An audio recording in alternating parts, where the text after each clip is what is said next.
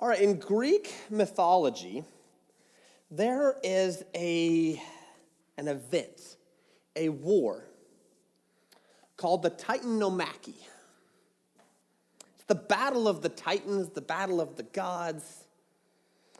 And how the Greeks believed it played out is there was a group of Titans, older gods, based on a Mount Othryus fighting against the Olympians who came from Mount Olympus, led by Zeus. You guys have heard of Zeus, lightning bolts, that sort of guy.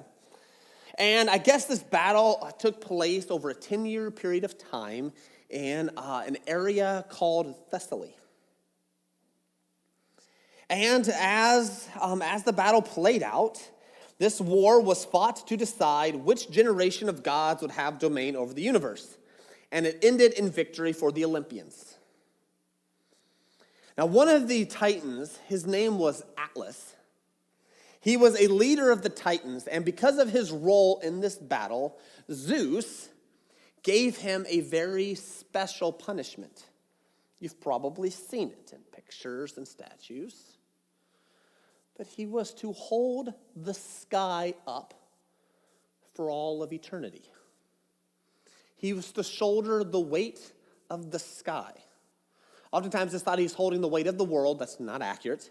He's holding the sky up. He had to shoulder the burden.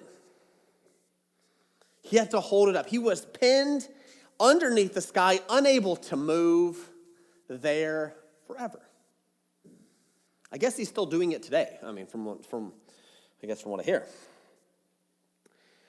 And see, we are wrapping up another sort of chapter in our study of 1 Peter.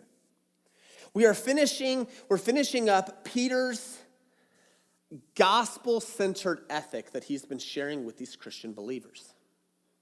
It is how they were to respond in a time of suffering and hardship, how they are supposed to keep the gospel in the center of their mind, and everything is supposed to flow from that. They are still, even in the midst of being persecuted, supposed to treat others with respect.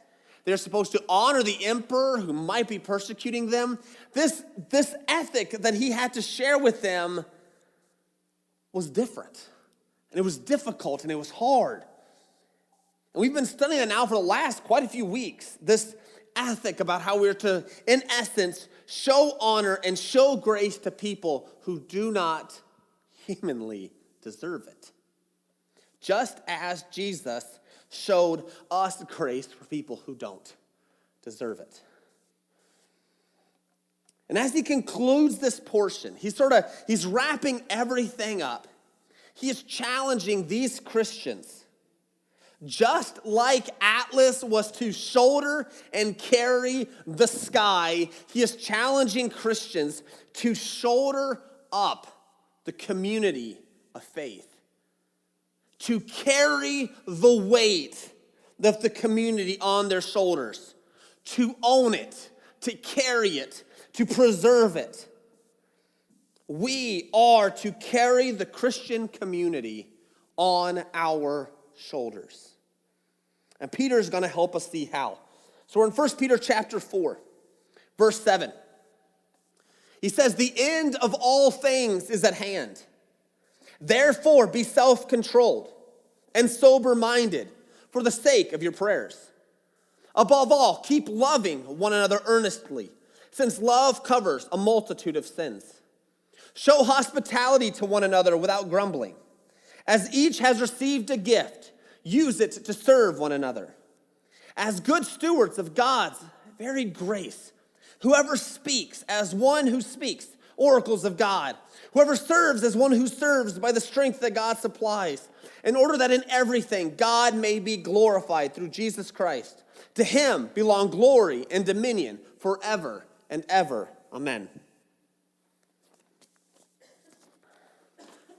He starts off in verse 7 with our perspective. He says, "The end of all things is at hand." Now, when I hear phrases like this, I immediately jump to the mentality that the sky is falling. The end is near. Sell your possessions. God is coming. Didn't a guy say that? And didn't he predict that a few times? Yeah. Okay, so, is this what Peter's meaning? Is he trying to, it's coming? Or does he mean something else by it? I don't think Peter means the sky is falling. He's approaching this mindset as in, hey,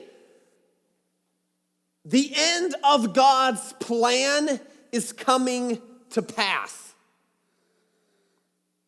He is approaching this, hey, our perspective needs to be one, that God at any moment can pretty much put the bow on the history of earth. It's not one to strike fear and to scare us. He says, don't fear, don't worry. You are right now in the midst of God's plan. See, with the apostles and with the New Testament, there is this idea, there's this thought that we have to keep in our mind, that when Jesus Christ died on the cross, and he rose again, rescuing us from our sins, at that moment, we started God's final chapter. And I know there's still the book of Revelation, there's other things, but from the standpoint of God's plan of redemption, we're just waiting now. There's nothing else really, God's just gonna come and save us. We're just waiting for it. How does that play out? Everything else, people always have their debates on that. But the fact is, we're just waiting for Jesus. And may he come quickly. Because I'm like, let's just do this. He says, the end. Guys, the end of all things. God is in the process of wrapping his plan together. And he says, therefore, based on that perspective, that the end of all things is at hand, that God is working right now and bringing things together, we need to be, and he tells the believers this, we need to be self-controlled and sober-minded for the sake of your prayers. Their perspective that God is at work and in and redeeming, and it's his final plan, that based on that, we are to be self-controlled and sober-minded. Now, have you guys seen how people respond when things seem to go nutty? We look at looting and panic, and people scream and cry and run away, and they hide in their rooms, and it just gets it gets kooky. That's the only way I can describe it. See, with the reality that Jesus Christ is culminating his plan, and as a result of what Jesus Christ has done, good has won, we have no reason to panic. We have zero reason to panic in the world. See, we are to control ourselves. And running around like a spastic maniac is not control. He also tells us that we are to live and be sober-minded. Have you ever met a child that is unable to stop moving? I'm not talking like just a little hybrid. I'm talking to the point where you could grab their head and try to keep them still, and they're just still like, you're just unable to, and you're just like, stop it. Stop it. Stop. You're not, and you're just like all over the place. And he's trying to communicate with them, and he's trying to talk with them, and they're not drunk, but they're just unable. It's just like, no, not. Yeah, you want me to clean my room? Oh, squirrel. They just can't handle it. And also goes to the same time when we think of sober-minded. I know I got to, my high school was well known for its, I'm pretty sure a third of the population seemed to be drunk at the same time somehow. My high school was weird. I'd have science class, and in my lab partner set were people who all lunch decided to drink. And so I'm trying to dissect a frog with someone who is not sober-minded. My grades did not, oh my word, they don't think straight. They just, things that are supposed to be taken serious, they can't seem to take serious. They don't respond to situation like they would any other given day of the week. And when Peter tells Christians to live sober-minded, the question that we need to say is, are you living in a way that is influenced by anything else other than the perspective of Jesus Christ crucified for you? That needs to be right there in the forefront of our mind constantly. And if we shift that over and we start living in fear, and we stop thinking about, hey, I have won in Jesus Christ, we start thinking there, what happens is we're not sober-minded. Our perspective's off. How we would normally respond if we put Jesus where he's supposed to be, it's now off. And he tells them, you need to be self-controlled, sober-minded for the sake of your prayers. And it's not just, hey, be self-controlled, be sober-minded. What he says is these impact your prayers. And so I came up with this really cool saying that you guys can remember forever. Proper perspective prepares powerful prayers.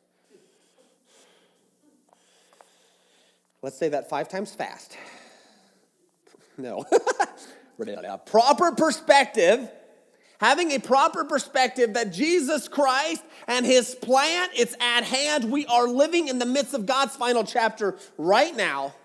With that in the forefront of our mind, what Jesus Christ has done, it creates powerful prayers.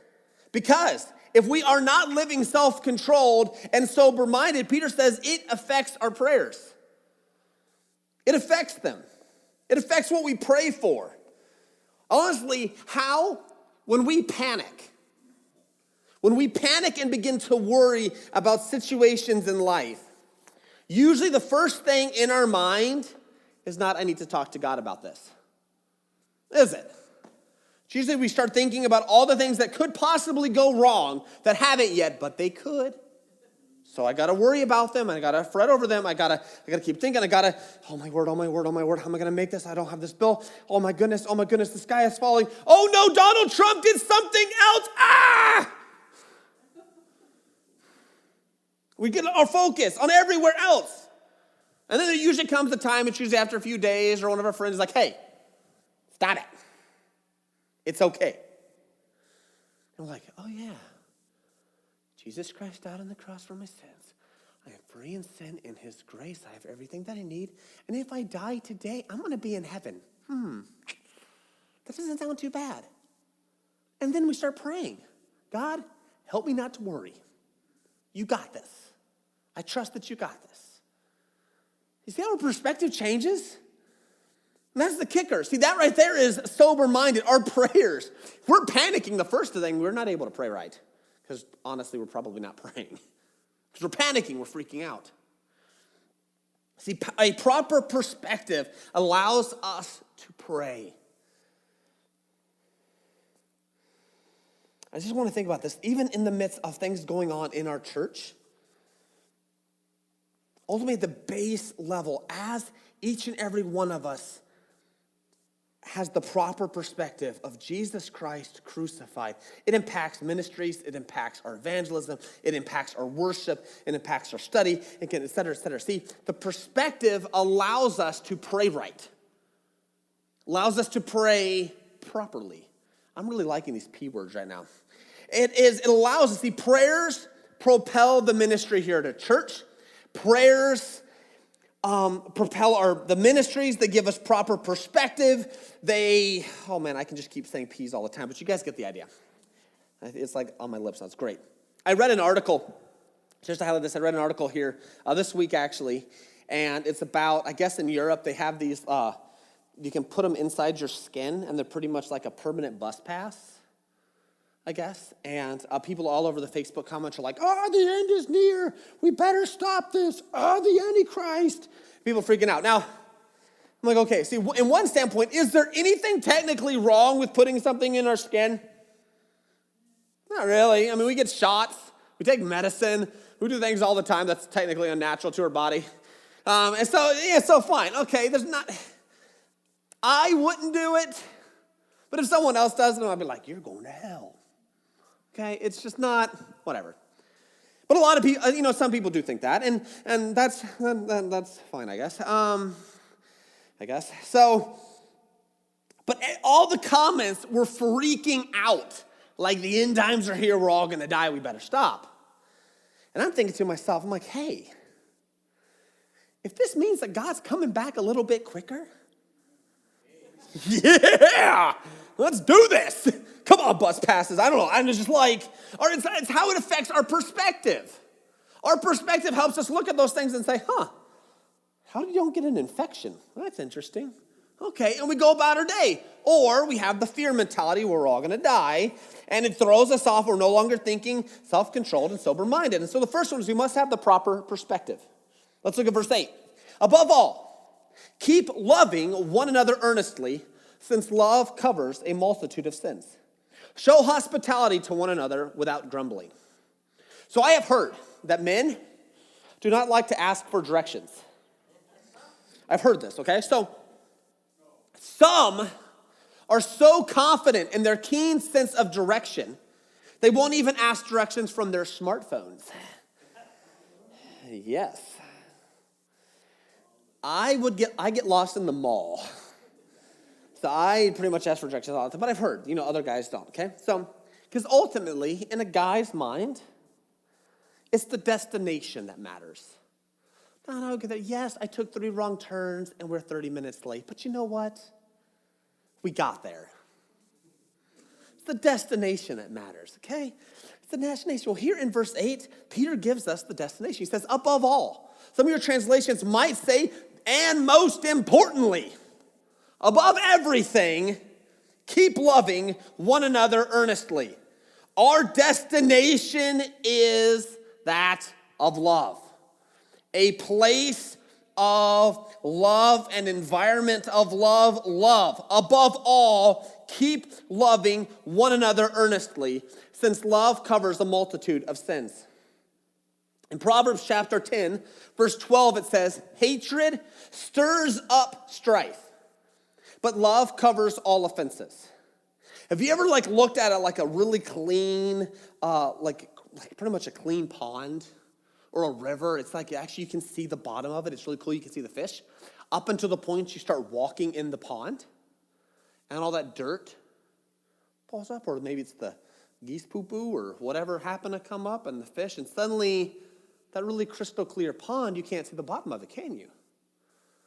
See, in regards to environments in love, see what he's saying here, Peter's saying love covers sins, a multitude of sin. And as it says in Proverbs 10:12, hatred stirs up the junk from the bottom. But love allows that to settle. And so what Peter's trying to say is keep loving one another earnestly. Focus on it. Get there. That is your destination. Love. Because it covers a multitude of sins. It doesn't allow that hatred and that strife and problems to stir up things. And this is absolutely critical. When in regards to shouldering a community, communities break down when there is strife. We'll just use a real life example. The United States of America right now is currently a nation of strife. Man, this is both sides.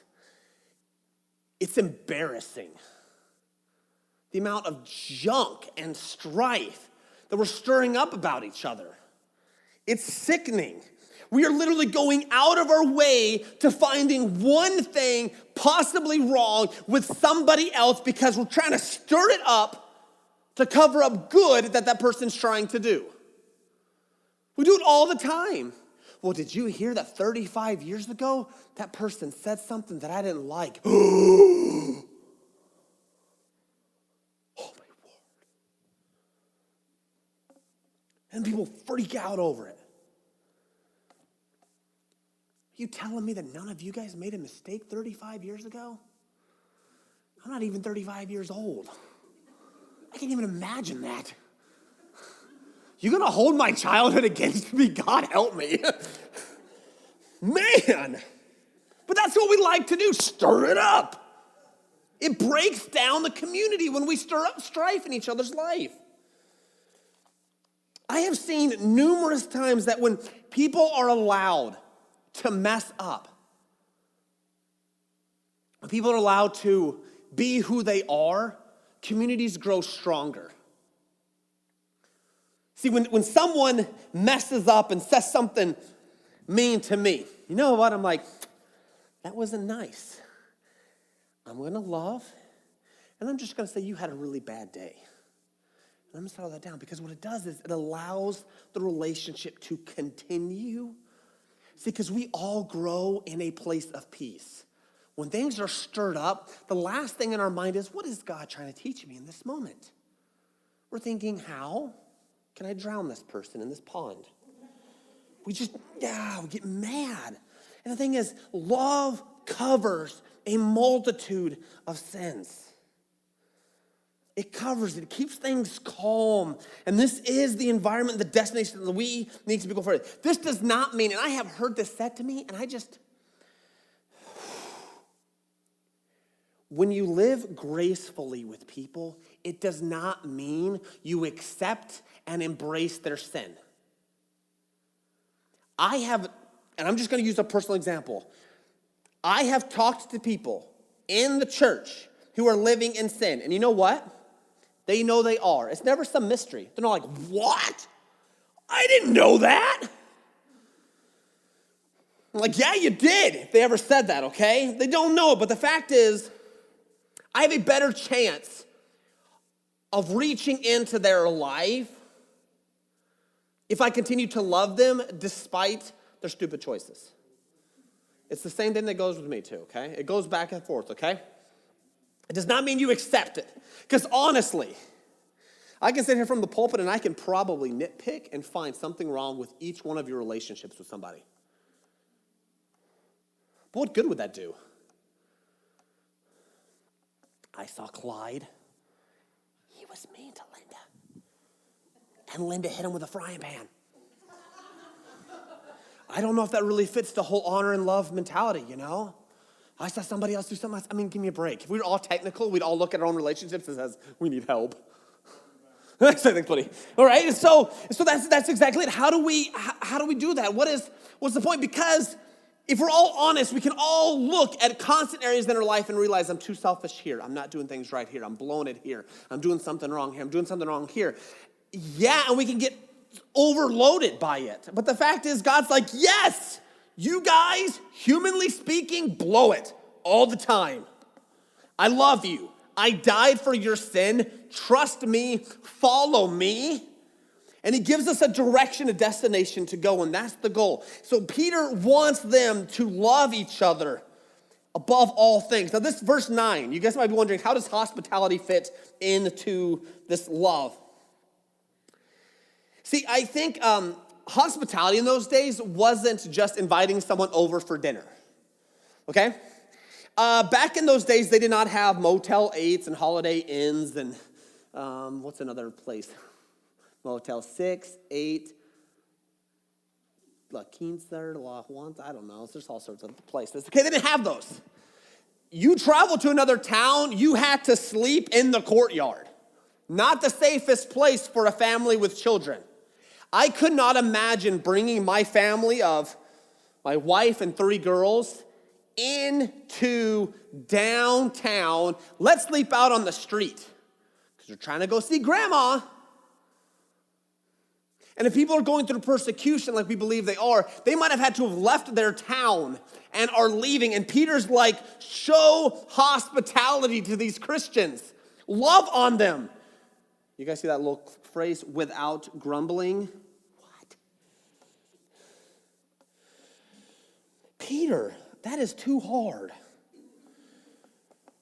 Oh, I want you to show hospitality to one another without, open your homes up. I mean, I love my family, But I could not imagine my family going and raiding people's houses and the thing. I mean, it'd just be nuts. But we had people, and it was so nice. So when we were having the issue with getting from our house and trying to move into our new house, and we had to move our stuff from the garage and that whole chaos that played out there, we had people come up to us, bravely and ignorantly say that we could live with them. You can't get any better than that. You know, it's like, hey, we will love on you. And Peter's like, we got to show hospitality to one another without grumbling and complaining. Man, I know you might have to clean out the garage again because there's another family staying. Do it. Love one another. Take care of one another. Open your homes up and help people out, because in this time when people are being persecuted, it's possible people's houses were burned down, they lost their job, they could no longer live where they are, and they needed somewhere to stay, and all they had was the garage where the donkeys lived underneath the house. And Peter's like, do it. Open your homes up. Show love. And lastly, verses 10 and 11. As each has received a gift, use it to serve one another as good stewards of God's varied grace. Whoever speaks, as one who speaks oracles of God. Whoever serves, as one who serves by the strength that God supplies, in order that in everything God may be glorified through Jesus Christ. To him belong glory and dominion forever and ever. Amen. I really like the verse. So verse 10 is set in a... He gives us a responsibility here. And in the New Living Translation, and how they describe verse 10, which I really liked, it says, God has given each of you a gift from his great variety of spiritual gifts. God has given each one of us at least one talent. Most likely you have at least two, or three, or four. And Peter's like, hey, if you have the gift of speaking, speak up. If you have the gift of service, serve. In order that God may be glorified through Jesus Christ. The purpose of these gifts is to serve others. If you speak, you are to speak the oracles of God. And I'm going to say, hey, if you can say more than 20 words in a day, then you can use half of those words and build somebody up. We can build somebody up and not tear somebody down. You can speak. You can say, hey, good job. Ray, the way you knocked that golf ball into the hole, awesome. We can say that. We can compliment one another. And we don't do it sarcastically. We can literally say it seriously. Good job. Good job. I like that shirt. I like your hair. That is a different shade of green. That's interesting. That's really cool. I mean, we can just come up with all sorts of things that build people up. I really like Seth's green hair, so this is not a knock on that at all. I'm just saying, all right? And so it's just, how can we go about this? We each have a talent and an ability and something we can bring to First Baptist Church. We all have something. So often, responsibilities and ministries in the church are usually just focused on whoever can teach and preach and whoever can cook. I mean, I've said this a few times, okay? So ladies cook real well. Guys said, and other than that, occasionally we need the gift of fixing something. But we just sort of forget about the other gifts. And the fact is, there are so many more. Each one of us brings innumerable talents and gifts to the church family. Use them. Use them for one another.